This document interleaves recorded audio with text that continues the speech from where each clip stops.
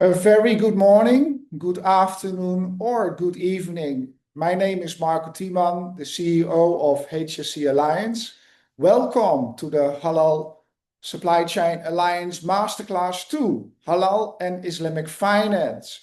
Today we will be exploring a financial system that goes beyond profit, one built on values, transparency, and shared prosperity. It is not just about avoiding riba or haram activities.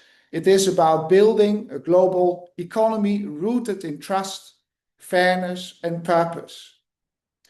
To lead us through this essential topic, we are honored to have Mr. Daud Vikri, a global authority in Islamic finance and also the chairman of HSC Alliance. Mr. Daud brings decades of experience advising governments, financial institutions, and global organizations on how to implement ethical, Sharia-compliant financial systems that create real-world impact. He is also the author of the book Islamic Finance, Why It Makes Sense. Mr. Daud Vikri, how are you doing today? I'm doing well, Marco. Thanks very much indeed. Shall I make a start? Yes, if you're ready for the masterclass, Mr. Daud, the floor is all yours. Thank you so much for being here today. Assalamu alaikum. Good morning, good afternoon, good evening, whatever time of day it is. It's a pleasure to be here. And I'm just going to switch on the slideshow sharing, and I hope that that works okay. If somebody cares to shout out that you can see the slides. Anybody with a thumbs up or yes, that's okay? Perfect. Okay, that's very good. I was delighted when Marco asked me to make this presentation, and then I got a little bit scared, largely because it's a big topic, and I hope I can do some justice to it in 30 or 40 minutes. Then I'll answer some questions from the floor on this. But it is a very, very big topic indeed. And I'll try to make some sense of it. And I'm going to assume that most of you don't know anything about Islamic finance. Some of you may know a great deal more than nothing. But I'm assuming there's not a great deal of knowledge there. And indeed, going back to basics is not a bad thing. But first things first, it's my duty to present the HSC Alliance. And as Marco introduced it, he's the CEO of this organization. And Azizi and I make up the remainder of the board. This is something that we've spoken about and discussed over probably months, if not years, that we've known each other. And we decided to put it into action in the early part of 2025. In fact, January is when we were formed. And you can see there our vision, mission, and impact. But in reality, I think it goes beyond that. You know, we're looking at how we can enhance the international halal supply chain network using our knowledge, our own networks, in order to build the synergy around integrity, around the understanding that most of these things are all integrated together. And we're really pleased that we were able to kick this off. And doing the masterclasses is part of the journey for us. So that's the advertorial part done. Let's get into the meat of this. And in essence, I could spend probably the rest of the day talking about this one slide. I promise you I won't. I'll just spend a few minutes. But I want you to try and understand the holistic nature of this, that if you're looking at, let's say the three parts of that, the halal, Islamic finance, and ESG side of things, the sustainability and governance side of things, they all intersect around something we call the Islamic economy. But let's make it even more basic than that. If you're looking at the halal part of the economy, that really is the production side. It's the real economy. It's the area where things are actually produced and made and should comply with halal standards. Islamic finance is the service side of the business. And the service side of the business supports the real economy, supports the production side. And the ESG side is the values side of this. It's the governance, it's the standards that we apply, the ethical standards that we apply. And all in all, we should be looking through all three of these pillars, or they're described as circles here, as elements which align with the objectives of Islam in the Maqasid al-Sharia, which effectively is the pathway towards, I guess I was going to say perfection. That's probably not the case, but takes us in the right direction where we're providing ethically for everybody in the Islamic economy. And what has happened, I've been involved in the Islamic finance side of the business now for 32 years. 1993 is when I first discovered Islamic finance completely by accident, and that's a different story for a different time. But I'm delighted I did, but it probably was another 10 years before I actually discovered the halal side of the business. Not really by accident, but by people coming to see me as a managing director of an Islamic bank here in Malaysia in the early 2000s. I was visited by some people who wanted to create something called the World Halal Forum. And they invited me to speak at the World Halal Forum, and they wanted me to speak about how important Islamic finance was to supporting the halal industry. And from my perspective at that time, it was important that people understood that for many, if you were running a halal business, the halal side of the business also included the finance, the operational financing needed to be halal as well. And I still hold that opinion.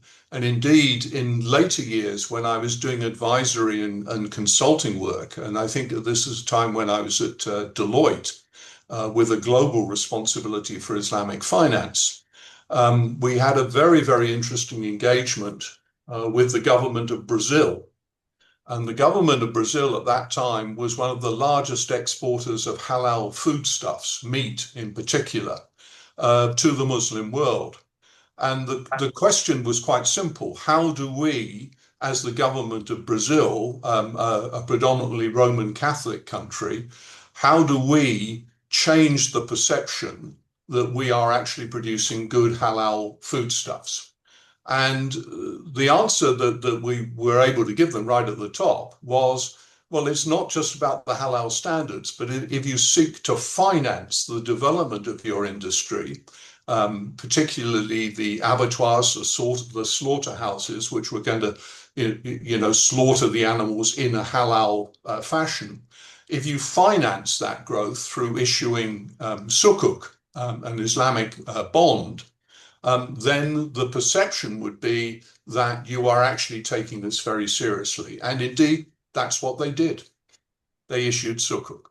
And I remember writing an article for the Folio de São Paulo, the leading financial newspaper in Brazil, explaining how the sukuk worked and why it would draw positive attention, particularly from the GCC countries.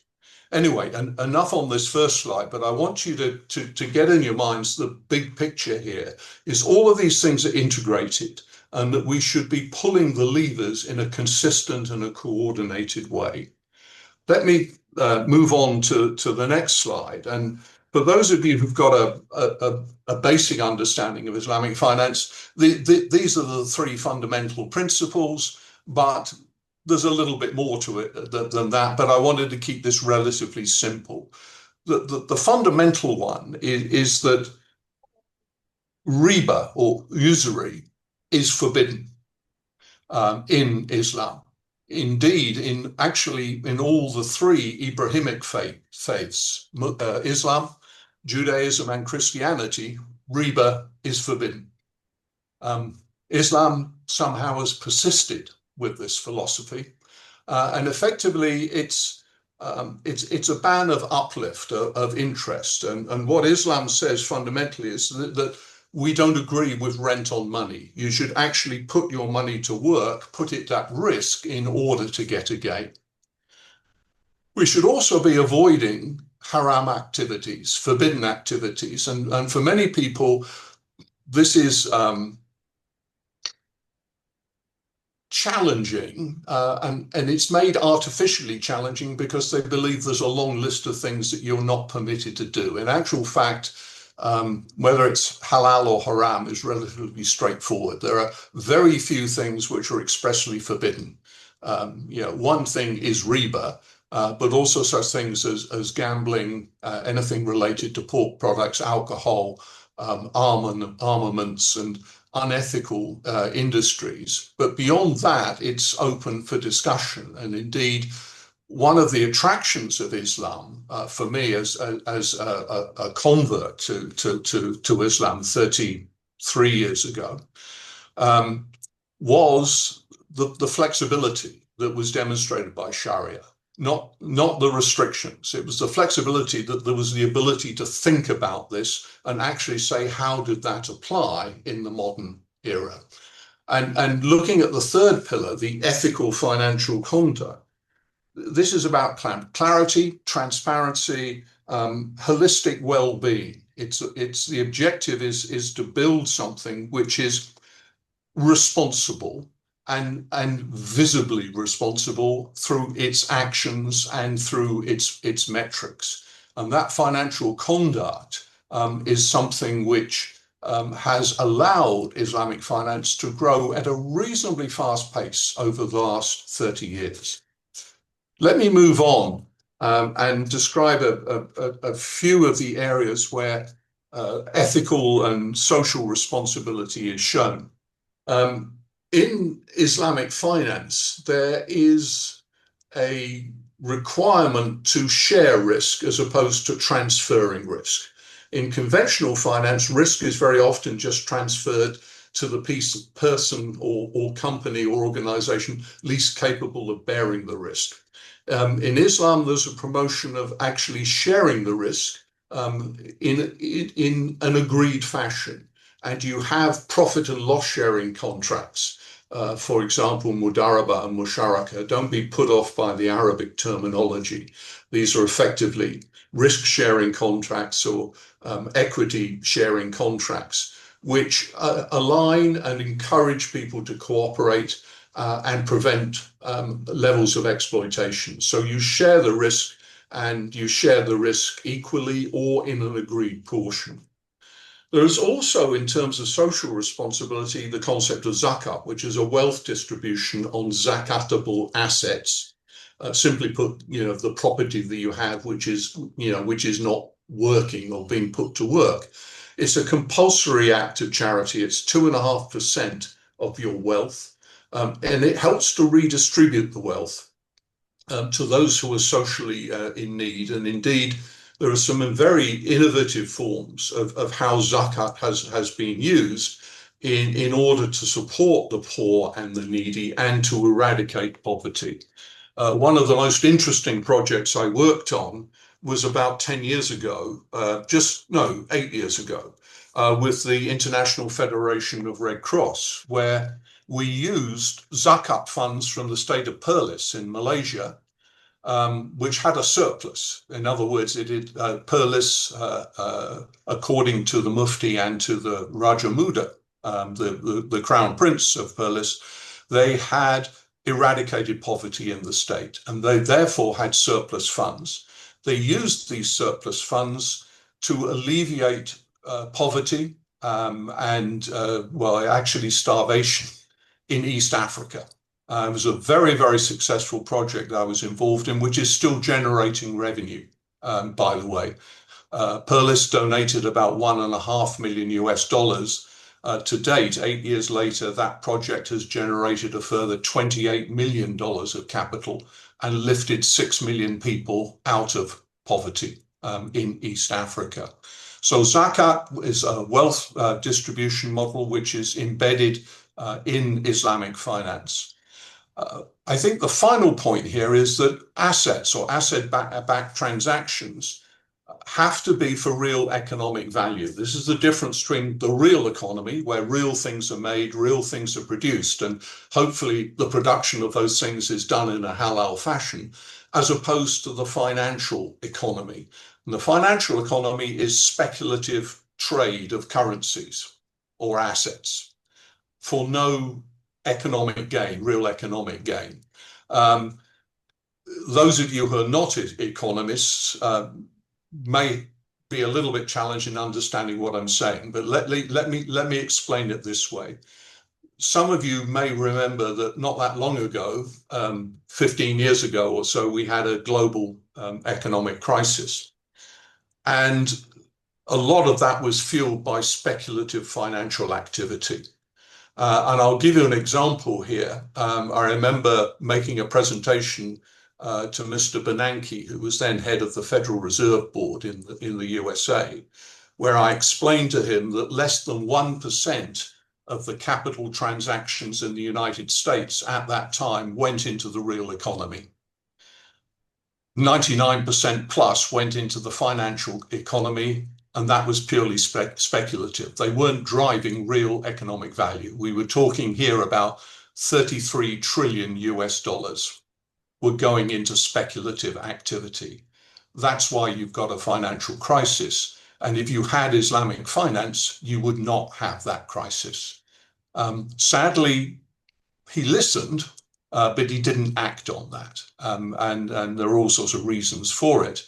But it was that understanding through the research that we did that asset-backed transactions support the real economy, support real economic activity, and are therefore halal. It eliminates the speculation and it eliminates the uncertainty. So real economy versus the financial economy, Islamic finance and the halal economy is on the side of the real economy.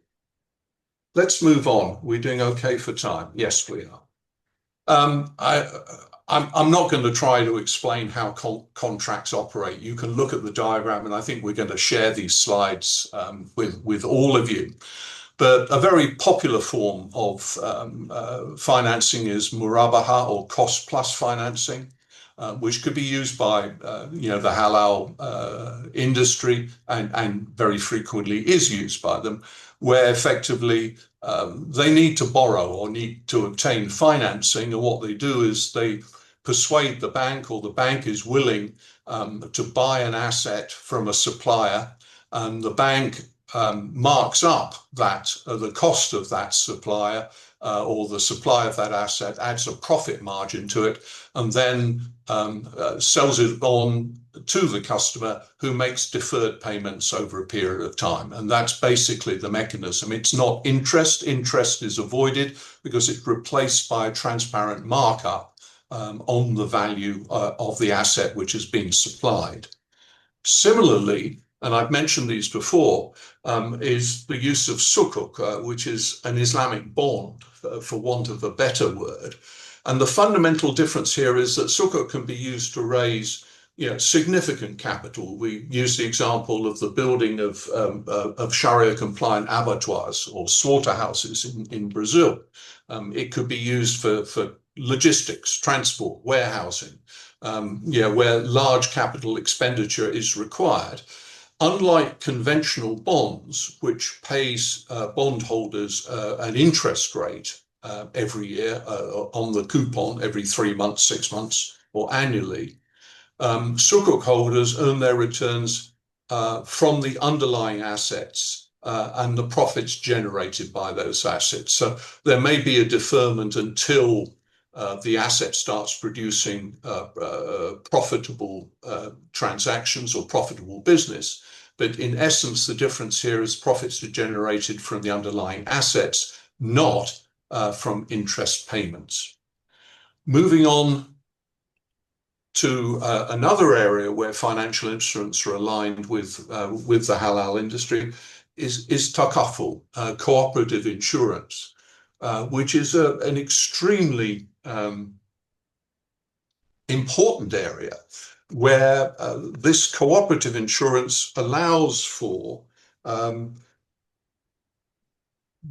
the person or the company which is being assured to share in a profit distribution. So therefore, you mutually insure each other against a risk.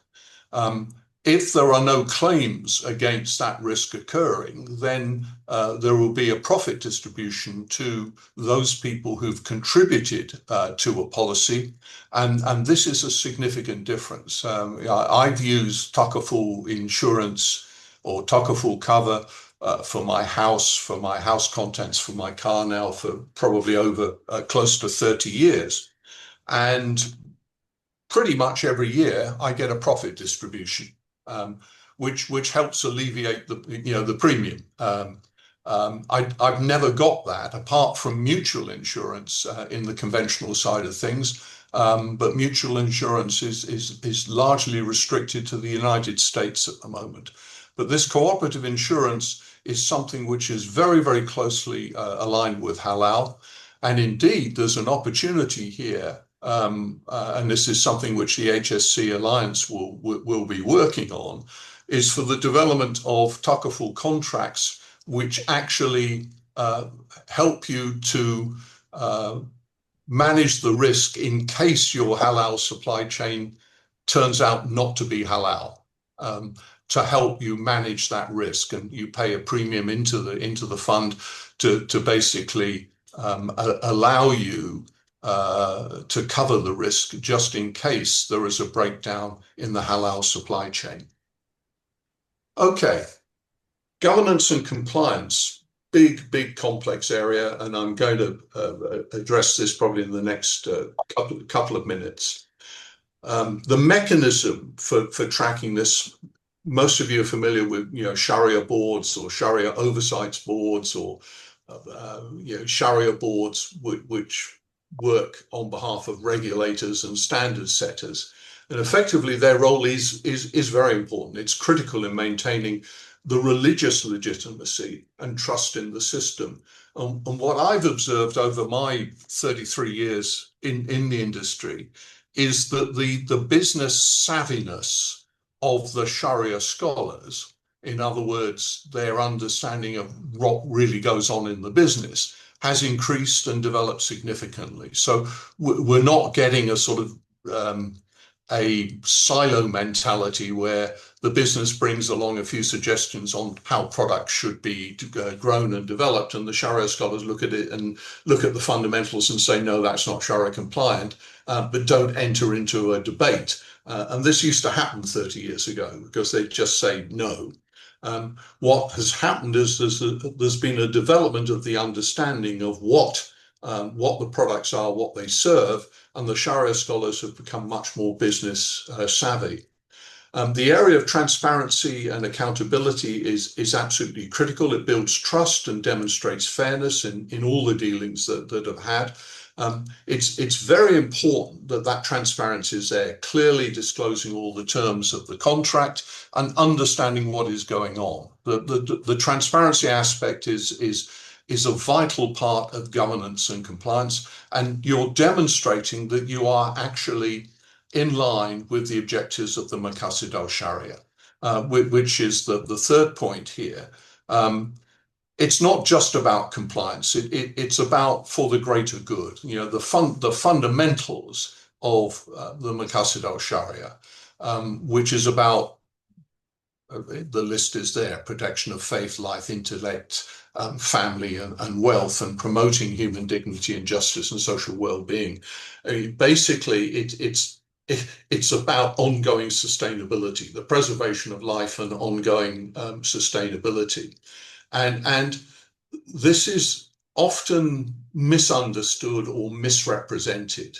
And indeed, there is a great deal of, I won't say flexibility in the Maqasid al-Sharia, but there's a great deal of opportunity for people to understand what it really represents. And if you go back to the first slide, remember the three circles I had there. This alignment with the Maqasid is very clear. If you look at ESG, if you look at the alignment of the Maqasid al-Sharia with the 17 Sustainable Development Goals, there is a perfect alignment. What came first? The Maqasid al-Sharia. Sustainable Development Goals are only about 15 years old, 20 years old.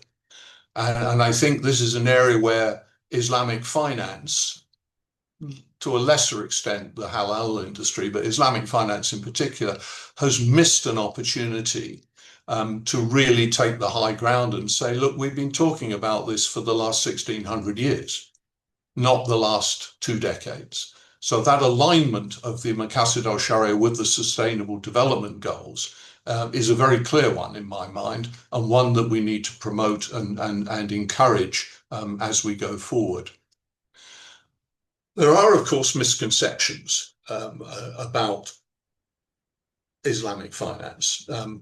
Many people say it's just a rebranding of conventional banking, but I would argue that it's rooted in ethics, justice, and fairness, and you may have to do some fine-tuning on that, because many types of social finance and the conventional means are indeed ethical and fair. The only problem with them is that they charge interest, which is forbidden in Islam. Profit equals interest, or riba is a different name. No, profits are earned through real trade and asset ownership. And I think this is an area where we can clearly demonstrate that that's how it works. It's not a profit rate. And you also get the argument, oh, it's simply less risky or charitable banking. No, that may be a perception. Risk is shared and transparency is mandated. And there are many other misconceptions. I mean, the most frequent one I get actually is, do I have to be a Muslim in order to participate in this? The answer, of course, is no.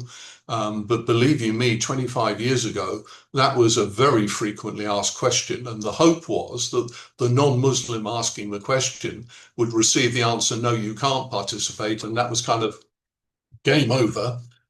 Let's not follow the conversation any further. But the reality is that there is a significant amount of benefit for non-Muslims to get involved in this side of the industry. Key challenges. There's a long list of challenges, there always are, but I think that these are the 4 which I would highlight. One is standardization in Islamic finance. It's better than it was with the activities which have been taken on by the Islamic Financial Services Board. And also AOFI, the Auditing and Accounting Organization for Islamic Financial Institutions, have done a great deal over the last, in the case of IFSB, last 20 years, and for AOFI, close to last 40 years. They've done a great deal. There is still a limited awareness and understanding. It's better, but there's still much to do. I've got the benefit of 30 plus years of hindsight on this. And there are significant differences with perception and awareness and understanding today compared with the early 1990s, where people thought I was absolutely out of my head converting to Islam and promoting Islamic finance, simply because they didn't understand it. They'd never heard of it. It was it was very quick to draw an equivalency between Islam and terrorism, and that was the end of the debate, and people just switched off. But we still have work to do on helping people understand what Islamic finance is. And I'm a great believer in keeping things simple, not trying to baffle people with too many Arabic terms, but actually explain the value proposition here. And indeed, the awareness and understanding is increasing. Usually it's done through practical means. A member of my family does business with China on a very regular basis, and it's interesting that in recent years, many of her Chinese contacts, although not being Muslim, prefer to go to halal restaurants because the quality is better assured. and people in China know that halal equals quality, there's safety, the food is clean, it's well prepared, and so on. And that is helping break down, as I say, the third point here, the perception barriers. Um, there is this confusion, say, well, if you're not Muslim, this can't be for us. And I think we have been guilty of trying to push and promote the religious side of things, when in fact we should be promoting the values side of things a lot more. And that is beginning to take root. People are understanding the social value, the economic value, the sustainability value of Islamic finance. There is also a challenge in product innovation. If you're trying to innovate new products, then the Sharia compliance side can hinder you, not deliberately, but it can hinder you. It can take more time for you to come up with the right products to serve the situation, because you've got an extra level of governance that you need to address. I think that's unavoidable, but when all is said and done, it's worthwhile, but we do need to streamline the process to make sure we do it as cost efficiently as possible. Okay, let's move on to the next one. Certainly, we've seen huge growth, certainly in the last decade, if not the last 20 years of Islamic finance. There's a great deal happening in the space of green sukuk. One of the largest issuers of green sukuk in recent years has been the Kingdom of Saudi Arabia, which I know my friend and colleague Marco does a great deal of business in the KSA. And he's constantly updating me with the developments there. A great deal has been done for this combination of Islamic finance principles with ESG goals. And if you add in, the halal part of the equation, remember the three circles, then this can be extremely impactful, because they all meet in the middle. You've got the ethical standards, you're using Sharia compliant financing, and you're developing real sustainable businesses for the real economy through the financing using green sukuk. So the key expansion areas I see in the coming months, if not years, are in finance. The assets are growing. They're growing significantly in Southeast Asia, Middle East, and Africa is up and coming. There's a lot of potential in Africa. But I also see it, and I'll link this with the trade aspects of things and the geopolitical influence.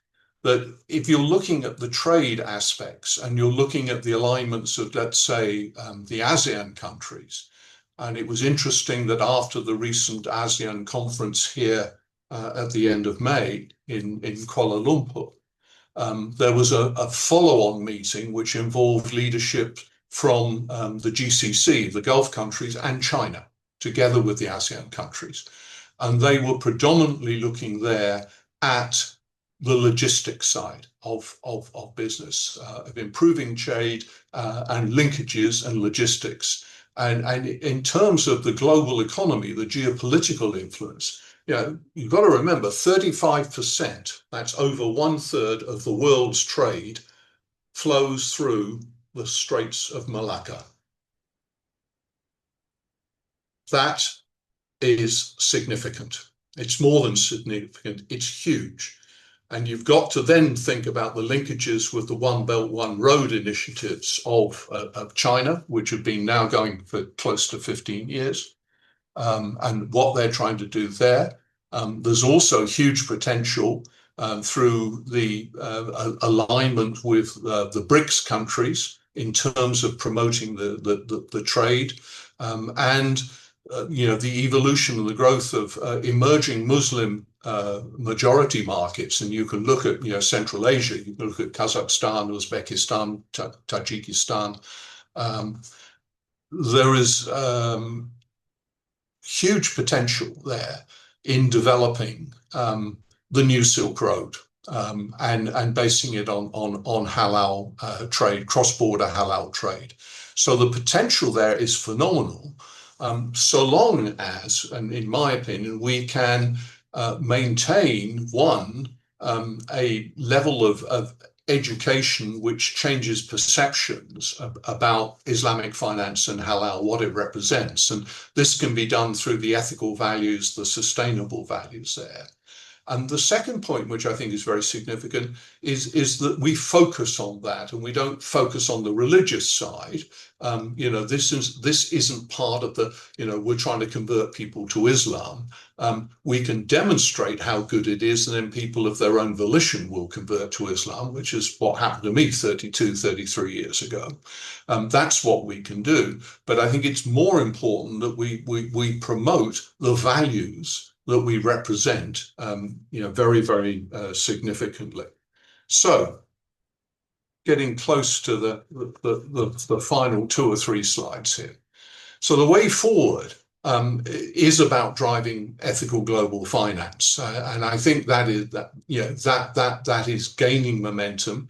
People are asking those questions. I think the younger generation is asking that question. There was an interesting study done 10 years ago now by the United Nations across 70 or 80 countries, where they were looking at young people, and I forget what they were called then. They were Gen X, Y, Z, or whatever the new one is. I don't think the alphas were there, but basically they were asking the question about the ethical values of financial institutions of young people. And young people were answering in the majority, and this was over 80% of them, were saying, I don't want to put my money into investments which are not ethical, and I certainly don't want to put my money into a financial institution which doesn't behave ethically. And that was an interesting observation. I think there's a great deal of work that can be done with integrating the halal supply chain, and this is part of what the HSC Alliance is doing. We're perhaps a catalyst, a facilitator. You can't do everything, but what we're trying to do is join up the dots to integrate that halal supply chain to ensure that it is end to end. And my view is that Islamic finance must support end-to-end halal ecosystems. You're not truly halal unless you're using Islamic finance, in my view. I'm not a Sharia scholar. Sharia scholars may have a different view on that, but my view would be that end-to-end includes the financing. If you're having to use finance to promote and grow your business, then it should be halal financing. I think we need to go on empowering Muslim consumers worldwide, growing awareness. Muslim consumers are demanding more and more halal compliant products. You can see this through the marketing of halal restaurants, hotels. I remember prior to the Olympics being held, or the delayed Olympics in Tokyo, there was a massive exercise in Japan to promote halal restaurants, and there were online guides. I remember visiting Japan, and there was absolutely no problem finding halal food because it was all available on applications on your smartphone to go and find restaurants where it was halal. So we've got a lot to do there, but I also think with non-Muslim consumers, not as an action to promote please convert to Islam, but basically the ethics of what we're doing, not just with the finance, but on the halal side, the concepts of risk sharing, asset-backed models, social responsibility. Islamic finance can be marketed as an inclusive and ethical choice and not just a religious one. And I think that the combination of Islamic finance with halal supply chain and ESG is a very powerful one, and one that we should promote further. Final slide before we get to questions, and this is something that you can take a look and observe. Throughout the supply chain, retailers, distributors, manufacturers, farmers, and suppliers, working from the bottom up or top down, all of it can be made more halal by using Islamic finance. So, financing the supply chains, enhancing traceability of halal, the risk sharing and halal assurance, which we've spoken of, and building a global halal ecosystem must include Islamic finance as part of that ecosystem. So with that, I'm going to ask for your questions if you have any. I'm happy to try and answer anything, and if I don't know the answer, we'll try and find a way of getting an answer for you. But I'll leave it like that, and I'm happy to answer your questions now. Mr. Daud Vikri, thank you very much for sharing your insights into halal and Islamic finance. We hope that this masterclass gave you not only a deeper understanding of Islamic finance principles, but also a clearer view of how ethical Sharia-compliant finance is powering the global halal economy. Before opening up the floor to any questions to Mr. Daud Vikri, our next HSC Alliance Masterclass 3 is on the topic of halal supply chain management. This masterclass will be held on Thursday, 10 July 2025, and will be delivered by myself. Thank you for joining this masterclass. See you at our next masterclass on halal supply chain management.